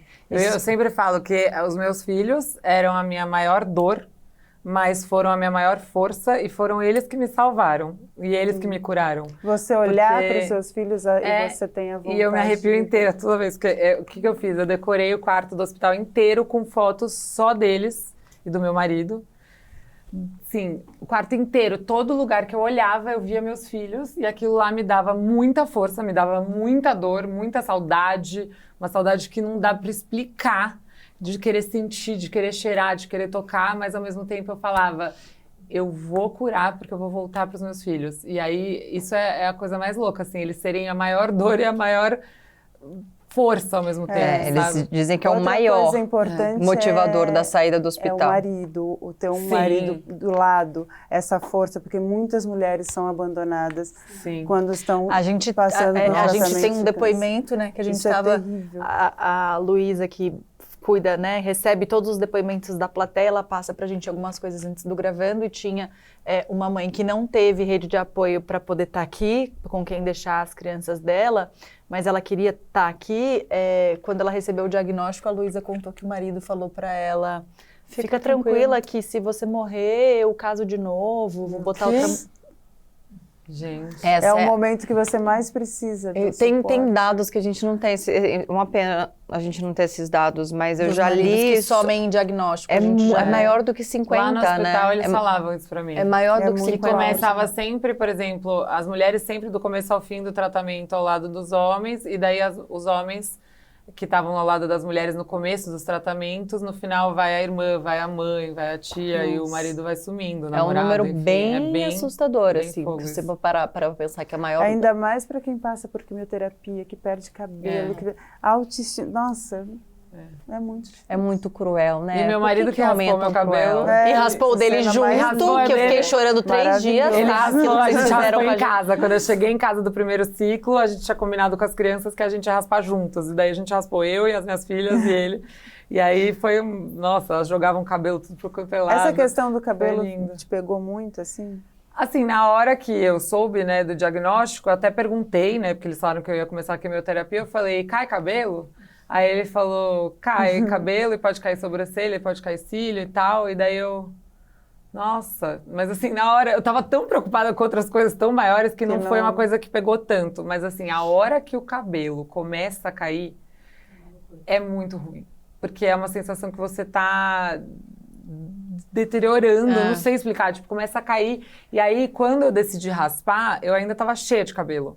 Eu lembro que até minha mãe falou pra mim assim, filha, nessa época ela tava comigo, porque a gente foi revezando, né? Então minha mãe ficou um pouco comigo, um pouco não, bastante, aí meu marido também ficou, daí assim, enfim. Nessa época ela tava, e ela falou, filha, você tem certeza? Você tá cheio de cabelo ainda? Eu falava, mãe, eu não quero chegar no ponto de estar lavando o cabelo e de repente O João sai. foi a mesma Então, coisa. e aí eu falei, Ele eu vou raspar acordou, ele antes. olhou o travesseiro dele, Era tava chão, travesseiro, era tudo cabelo na minha cara. o quarto todo dele, ele falou, chega, vou É. raspar agora. E aí eu Zé. decidi raspar. E eu falei, amanhã eu vou raspar. E daí eles permitiram que o Bruno fosse. E aí a gente combinou que ele quer raspar. Gente, a mão dele fazia assim, ó. Nossa. Ele tava assim, ele não conseguia, ele tava nervoso. Aí foi raspando e de repente ele foi falando, você tá tão linda. Eu gravei, vocês lembram? Eu postei o vídeo. Sim. Claro, Porque, 3 dias chorando. Gente, foi muito fofa a reação dele, que eu acho Fora o que você ficou bonita. Ai, obrigada. Mas eu eu não acho que... sei, porque eu acho que você encontrou um lugar tão importante que eu acho que você deve ter transformado a vida de tanta gente, Fabi. Eu Você acho. fez da sua dor um testemunho, né? Tão maravilhoso para o Brasil Sem inteiro, assim, é absurdo Obrigada. o que você movimentou de fé, de energia boa, de De transformar mesmo a sua dor em força para muita gente. Aí quando você chega, já vem essa beleza. Veio uma que é beleza. Quantas mensagens eu mandei pra você? Meu Eu Deus do lembro. céu, nunca tão bonita. Eu lembro. Socorro, Mas Fabiana, eu acho que é para. uma coisa que vem de dentro mesmo, de uma Sem segurança. dúvida. Eu falei assim, eu falo isso sempre, é muito doido. Saiu o cabelo e parece que veio uma segurança muito maior de dentro, que eu nunca imaginei que eu teria, que eu sempre me boicotei, eu sempre ficava tentando encontrar meus defeitos. Aquela coisa, né, de mulher, que a gente tem as inseguranças, eu tinha bastante, assim. E principalmente com o meu cabelo, eu lutava com ele, porque o meu cabelo ele era fininho, ele nunca Olha foi que meu loucura. forte. O seu cabelo era um problema, sua perna era... Gente, que não, loucura. muito doido, assim, eu sempre, já tinha colocado aqueles negócios colados, aí eu usava aplique pra ir em evento, aquela coisa. Sempre tentando tipo, tá com- sempre tentando melhorar aquilo que não era meu forte, eu acho. Ele era, tipo, meio murcho, meio sem graça. E aí, quando ele saiu, eu meio que me enxerguei na minha essência. E eu acho que aquela força, aquela coisa que eu descobri dentro de mim, tudo isso me trouxe uma segurança muito maior de quem eu sou. E aí eu acho que eu falo assim que hoje eu tô me amando assim desse jeito. Obviamente em algum momento talvez eu deixe ele crescer de novo, mas nesse momento ainda vou deixar ele um pouco Nossa, curto. eu tô te porque amando eu também. tô gostando, é prático e enfim, tô achando moderno, eu tô me redescobrindo. E você nunca imaginou cortar o cabelo assim, nunca. curto e Mas ficar... é isso, É assim, muito são doido. coisas que a gente tem que lidar durante todo esse processo, mas eu acho que a gente vai se redescobrindo e a gente vai se conhecendo de uma outra maneira, sabe? Você quer perguntar? Pode perguntar. Não, eu ia fazer só um comentário que eu acho que pode ser positivo. A minha sogra, em 2019, ela teve um câncer de mama super agressivo. E ela teve muito apoio do marido, ela também raspou a cabeça. Minha sogra ficou muito bonita. Você vê as fotos dela, cabelo raspado, tá ali, belíssima. E hoje, a gente tá em 2025, ela foi curada e nunca mais nada. Nada. Então, eu acho que é legal a gente também ouvir as histórias de pessoas que tiveram. Sim, então Minha até sogra hoje... joga vôlei, super atleta, bebe vinho pra caramba. passou por isso. Não parece que passou. Se você olha pra ela hoje e falar que ela teve um câncer, assim, de quase morrer, você não fala isso pra ninguém. E teve uma outra coisa que eu lembrei, quando meu avô teve câncer, o médico falou assim pra ele: senhor, tem sorte de ter 3 filhas, né? Porque se você tivesse só filho homem, não tinha ninguém aqui. Porque quando tem filha mulher, é um cuidado, é um suporte, é outra história. Eu nunca tinha me dado conta de como mulheres são mais cuidadoras. Aí depois eu comecei a reparar, realmente, em todos os momentos de cuidado, é a gente. Somos nós. Somos nós. Alguém quer perguntar alguma coisa da plateia? Gente, obrigada por compartilharem. Eu não sou mãe, minha formação é psicologia. E aí eu queria perguntar isso, assim, do lado da psicologia, né? Se vocês fizeram acompanhamento com psicólogo nesse período, como que foi? Se os filhos de vocês fizeram? Enfim, acho que é importante também a gente conscientizar desse lado, né? Claro. Eu no hospital tinha uma psicóloga que vinha me visitar, então ela vinha 1, 2 vezes por semana, dependia do quanto eu precisava, né, falar, e ela acompanhava tanto eu quanto quem estivesse comigo, ela conversava, enfim, ajudou bastante, mas eu fui, assim, me envolver com uma psicologia mesmo, fazer terapia e tudo mais depois de tudo, porque durante o processo eu queria meio que viver, assim, como eu pudesse, porque era tão intenso tudo que estava acontecendo que eu também não queria acessar profundamente minhas emoções, e eu acho que tá tudo bem, né, assim. Então eu conversava com essa psicóloga mais para entender, por exemplo, minha relação com as minhas filhas, o que eu falei, sei lá, algumas coisas que ela me deu de dicas de como falar certas coisas, até como lidar, por exemplo, com a minha mãe. Por exemplo, eu não quis que minha mãe ficasse comigo no transplante porque eu achei que eu ia ficar muito mais preocupada com ela e aí eu não ia conseguir dar conta do que eu ia sentir lá, e aí como lidar com isso, então várias coisinhas assim, como lidar com a distância, mas de acessar profundamente minhas emoções, só veio essa vontade mesmo, e aí eu comecei a me dedicar a isso depois, quando eu voltei para casa, e daí depois de um tempo que passou aquele acompanhamento intenso, que eu ia 3 vezes por semana para o hospital, aí depois foi diminuindo para 2, foi diminuindo para 1, e aí quando finalmente virou 1 vez por semana, eu falei, agora eu vou fazer terapia e vou acessar as emoções de novo, porque o que aconteceu comigo também muito doido é que... Mas você fazia terapia antes? Fazia. Eu parei e mudei também, mudei de terapeuta, eu quis fazer alguma coisa nova. Eu sempre gostei de terapia, mas eu acho que eu quis, sei lá, uma pessoa nova, fui pedindo indicações, mas é uma coisa que aconteceu, que ela até fala que é um estresse pós-traumático, que acontece mesmo, que quando passou, mas assim, quando eu comecei só nesse acompanhamento, eu estava em remissão e tudo mais, eu sentia como se fosse outra pessoa que viveu tudo aquilo, não eu. E daí parecia que eu estava, vendo um filme do que aconteceu e eu não conseguia acessar as minhas emoções. Eu não conseguia chorar, eu não conseguia sentir. E aí, de repente, do nada vinha uma coisa avassaladora que eu chorava assim, que eu não conseguia parar. Então era uma coisa de emoções muito intensas. Eu não sabia lidar, e aí ela me explicou que isso é um estresse pós-traumático, que o corpo meio que dá um shutdown ali, porque ele não consegue lidar com tanta informação, né, de tudo que ele viveu, e aí aos poucos a gente está trabalhando para eu acessar minhas emoções de novo.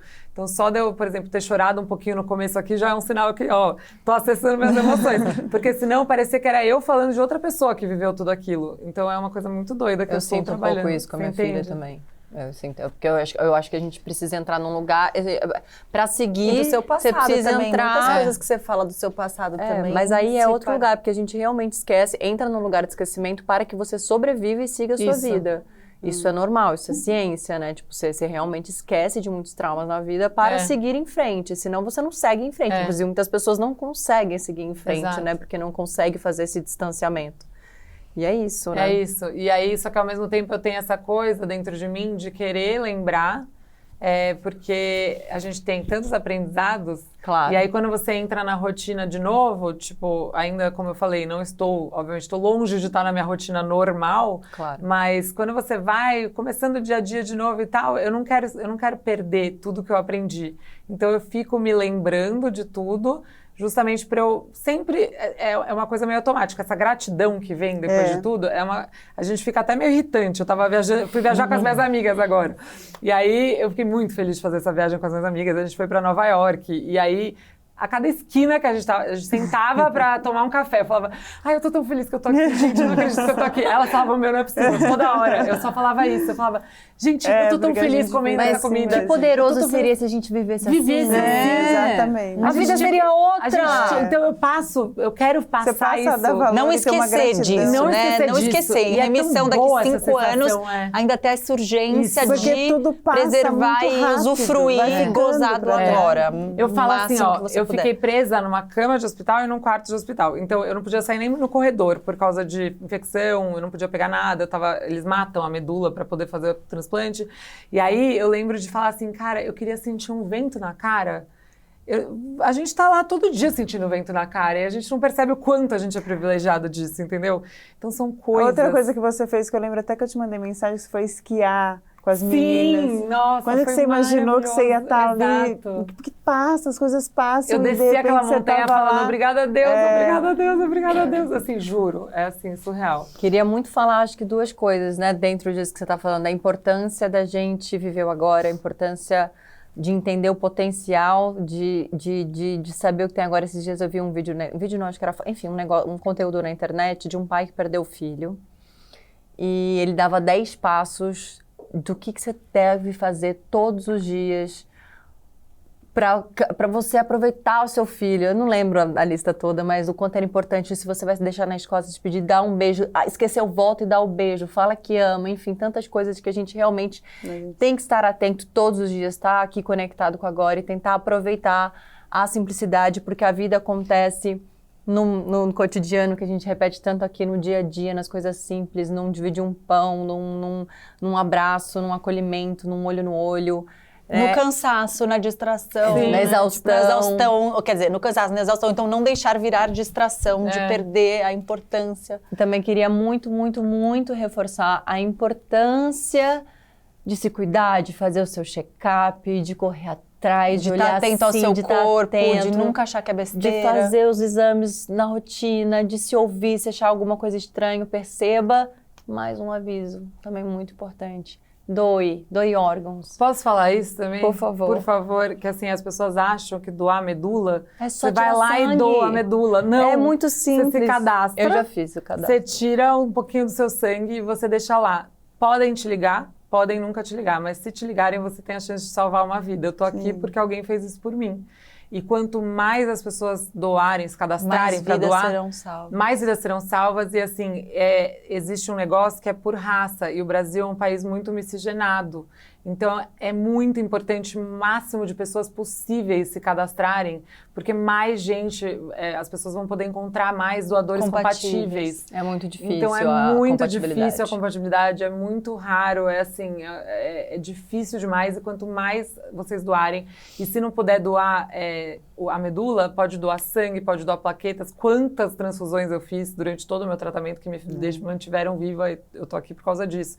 Foram muitas pessoas que me ajudaram indiretamente e diretamente. Sim. E então, acho muito importante falar disso. E você vai poder conhecer o seu doador? Então, agora a gente trocou a primeira carta. Eu pude mandar uma carta de 6 linhas para ele. E aí, obviamente... Contam as linhas? Eles falaram para mim que tinha que ser 6 linhas. Eu sou meio nerd, eu mandei 6 linhas. Caraca, devem ter sido 6 linhas um monte de parágrafo. Aí eu falei, poxa, porque se ele pode responder um monte de parágrafo, por que agora ele vai achar que eu sou mega fria? Eu tive que sintetizar lá meu agradecimento. Devem ser 6 linhas mais difíceis. Nossa, eu falei assim, graças a você, eu estou podendo ver meus 3 filhos crescerem. Eu não tenho nem palavras, eu nunca vou conseguir te agradecer o tanto que eu quero. E um dia eu quero muito te falar isso pessoalmente, enfim. E aí ele me respondeu. Eu não quero, obviamente, expor o que ele falou, mas foi a carta mais emocionante que eu já li na minha vida. Eu chorava sem parar, porque é um ser muito iluminado. E se Deus quiser, ele vai querer me conhecer, a gente vai poder se conhecer depois de 1 ano e meio. Eu posso dar entrada, eu preencho lá umas coisas, e aí, se ele quiser, eles vão trocar contatos, e daí fica sem intermediário. Daí a gente consegue se conhecer. Ai, gente. E aí vai ser, assim, surreal. Você apresenta ele pra gente. Então, eu quero muito, mas eu vou respeitar se ele não quiser. Se ele topar. Imagina pra ele. Ele não faz ideia que você é famosa, a menor né? ideia, Tipo... menor ideia. Coitado.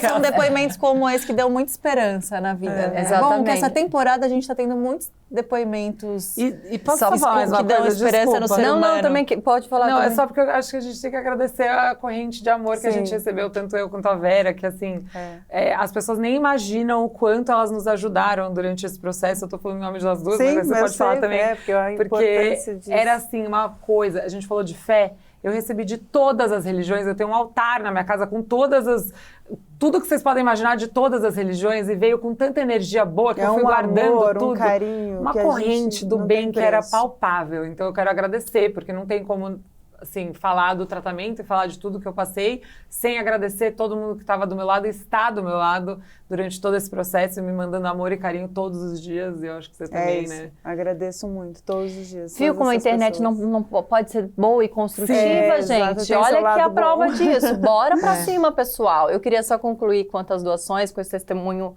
lindo da sua vida, de você ver seus filhos por causa de um doador, como também deixar muito claro. Eu sou doadora, então eu sei que é muito simples, é só você tirar seu sangue e cadastrar, mas para além disso, a doação de órgãos. Você precisa ou colocar nos seus documentos ou avisar os seus parentes da importância da sua decisão de ser um doador de órgãos. Assim como o sangue e a medula, os órgãos salvam vidas. E é só se a gente trocar de lugar um pouquinho, se a gente pensar no nosso filho, na nossa mãe, que poderia estar ali esperando um órgão para viver, a gente fala, não, peraí, eu vou. Então é realmente parar um pouquinho, pensar no próximo, que pode ser realmente alguém muito próximo de você que possa precisar ou não importa, alguém que está precisando ali, e deixar isso claro, né? Porque muitas pessoas gostariam de ser doadores, acabam não tendo a oportunidade de ser. Então, deixar isso muito claro para os familiares, seus parceiros, sua família. Se você é uma mãe que recebeu um diagnóstico de uma doença grave, ou se você está acompanhando o tratamento de uma mãe que está passando por uma situação como essa, o nosso mais sincero desejo é que você se cure o quanto antes e que a sua fé, seja ela qual for, te dê forças nos dias mais difíceis. Nós desejamos que nos momentos mais delicados você busque ajuda de profissionais ou da sua rede de apoio, que você aceite os cuidados que você precisa enfrentar, não sobrecarregando a sua maternidade, entendendo que seus filhos são sua grande força para continuar um dia de cada vez. A gente quer agradecer imensamente a presença da Fabi e da Vera no episódio de hoje, por terem compartilhado suas histórias e experiências com o coração tão aberto aqui com a gente. Sem dúvida, se tornaram fonte de inspiração para todos nós. Muito obrigada. Obrigada. Nós queremos agradecer também a plateia 1001, com essa troca tão sensível. E a você, que sempre nos acompanha, o nosso muito obrigado. O episódio de hoje termina aqui, mas semana que vem nos vemos aqui no seu canal do 1001. Beijos! Até semana que vem, gente! Eba!